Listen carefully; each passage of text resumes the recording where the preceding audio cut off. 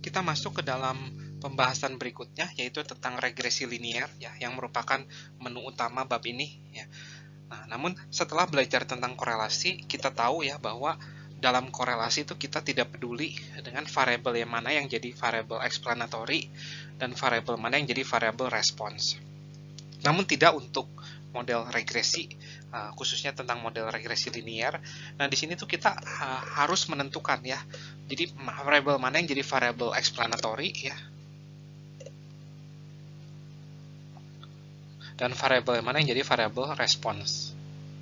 Nah, variabel explanatory itu biasa lambangnya itu pakai X, dan variabel respon itu yang lambangnya itu pakai Y atau Y. Nah, variabel explanatory itu adalah variabel yang kita duga itu tuh menjadi variabel penyebab ya dari pergerakan si Y.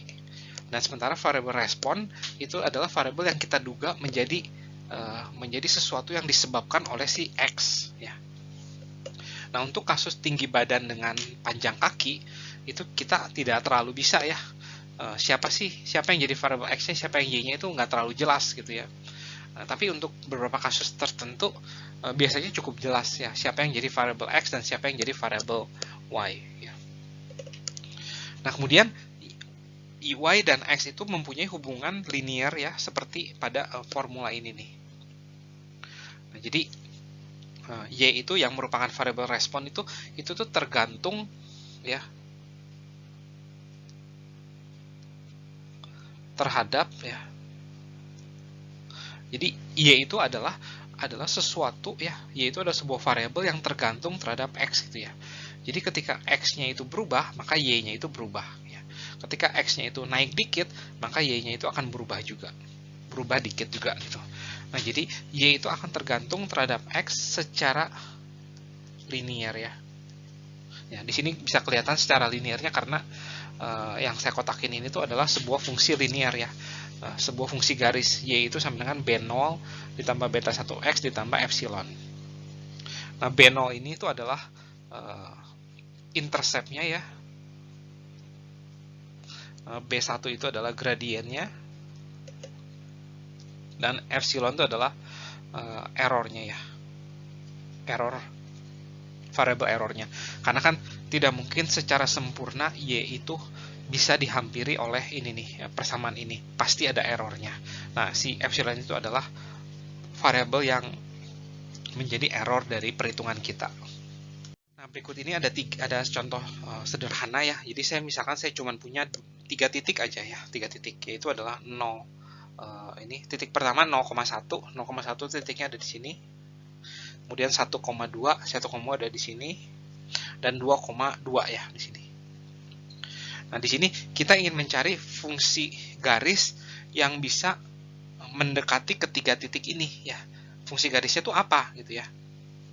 Nah, bisa aja misalkan fungsi garis yang pertama gitu ya.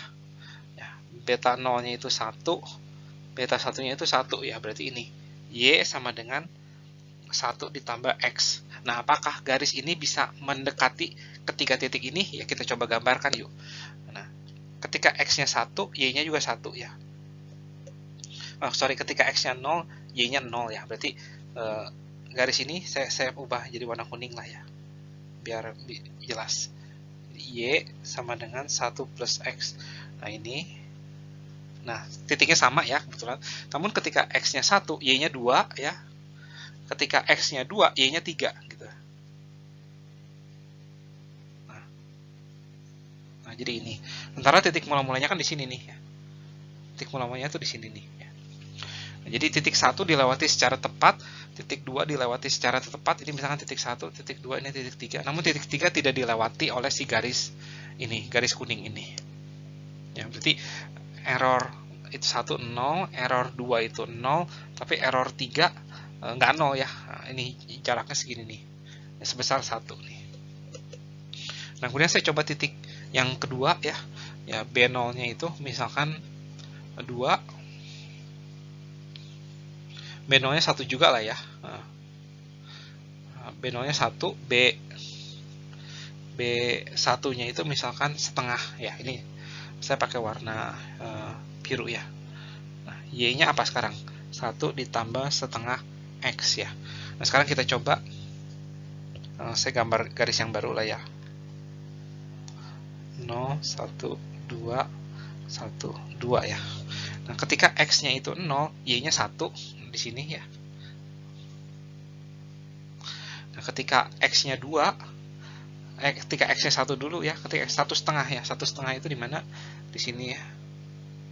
Terus ketika X-nya itu 2, Y-nya 2 ya, di sini. Dan kita ingat bahwa titik sebenarnya itu ada di sini, kemudian di sini, sama di sini ya. Ya, jadi dengan kata lain kita dapatkan bahwa error satunya itu 0, error 2-nya itu setengah, dan error 3-nya itu 0 nih.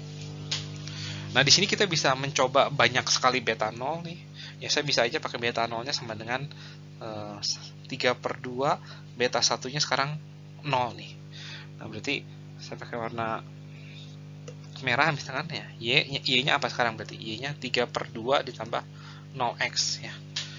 Nah, ini berarti kalau saya gambarkan,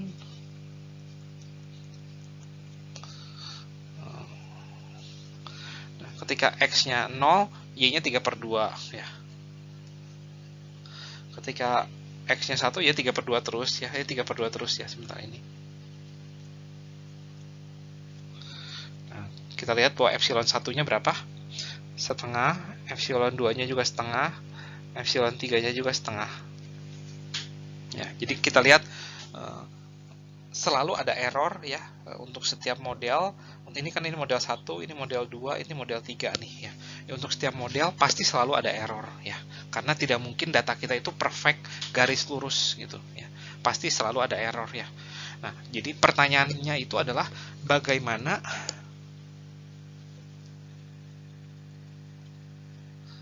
menentukan beta 0 dan beta 1 kalau gitu ya. Ya. Jadi bagaimana kriteria yang menentukan beta 0 dan beta 1. Nah, salah satu kriteria untuk menentukan beta 0 dan beta 1 itu adalah dengan error yang paling kecil ya, jumlah error yang paling kecil ya gitu ya. Jadi beta 0 dan beta 1 dipilih sehingga jumlah errornya nih, nah bukan jumlah errornya yang paling kecil, tapi jumlah error kuadratnya yang paling kecil ya. Nah, ini minimum ya. Nah, inilah yang akan kita lakukan, mencari beta 0 dan beta 1 sehingga jumlah error kuadratnya itu paling kecil ya. Nah, di dalam kasus ini jumlah error kuadratnya 1, ini jumlah error kuadratnya 1/4, ini jumlah error kuadratnya berapa nih? 1/4 tambah 1/4 tambah 4 ini 3/4 ya. Jadi nah, ini garisnya seperti ini ya. Yang biru garisnya tadi seperti ini. Nah, semoga cukup jelas ya dari 3 ilustrasi ini. Nah, sekarang saya akan memberikan sebuah formula bagaimana mencari estimasi terbaik dari beta 0 dan beta 1. Nah, yang dimaksud dengan estimasi terbaik itu adalah beta 0 dan beta 1 yang meminimumkan jumlah error ya, yang tadi ya.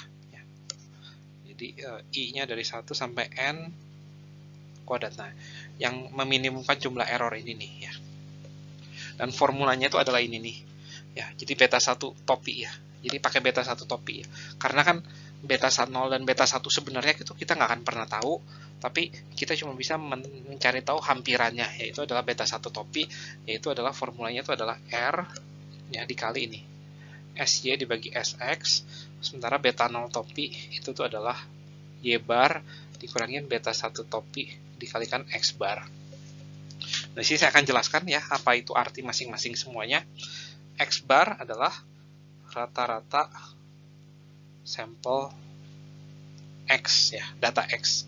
Y bar berarti sama rata-rata sampel data Y ya. SX adalah standar deviasi sampel X. SY juga sama ya, standar deviasi sampel data Y.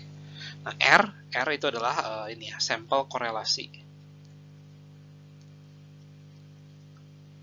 antara X dan Y ya. Nah, ini adalah formula untuk menghitung estimasi terbaik dari beta 0 dan beta 1 ya, atau beta 0 topi dan beta 1 topi. Nah, kita kembali ke data kita yang tadi nih, 0, 1, 2. Nah, kita bisa menghitung X bar-nya apa? Ya, X bar-nya itu adalah rata-rata dari 0, 1, dan 2, yaitu 1. Y bar-nya itu apa? Y bar-nya itu rata-rata dari 1, 2, dan 2, yaitu adalah 1,667 ya. Standar deviasinya juga dari mana kita bisa hitung? 1 standar deviasinya, dan standar deviasi dari Y itu adalah 0,577 ya. Ini bisa Anda coba cari tahu lewat Excel atau lewat Applet ya, tidak ada masalah. Dan yang terakhir yang kita harus cari tahu adalah menghitung korelasinya ya. Yang korelasinya itu adalah 0,866. Nah, dari sini kita bisa menghitung beta 1 topinya dulu.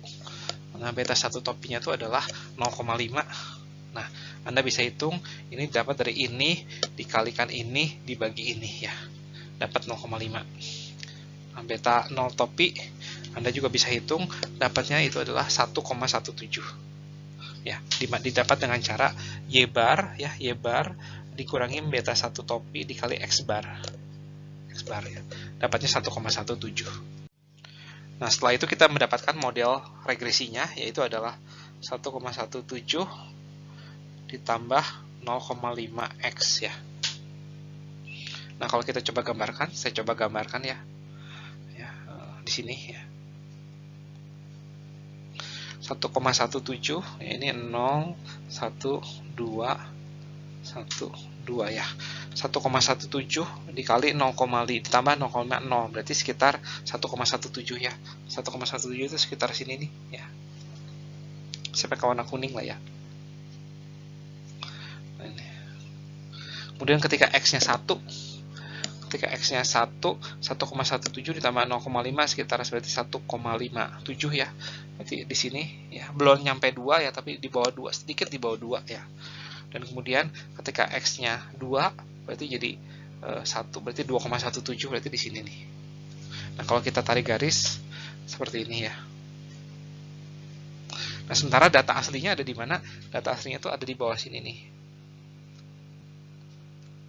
Ini nih ya. Nah, error satunya berapa? Error satunya itu ini nih, segini nih, selisih ini. Ini error 2, ini error 3 ya.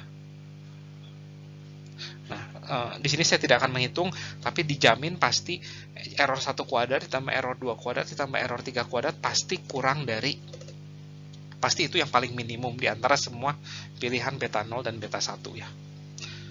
Nah, semoga cukup jelas ya apa yang sudah saya kerjakan di sini.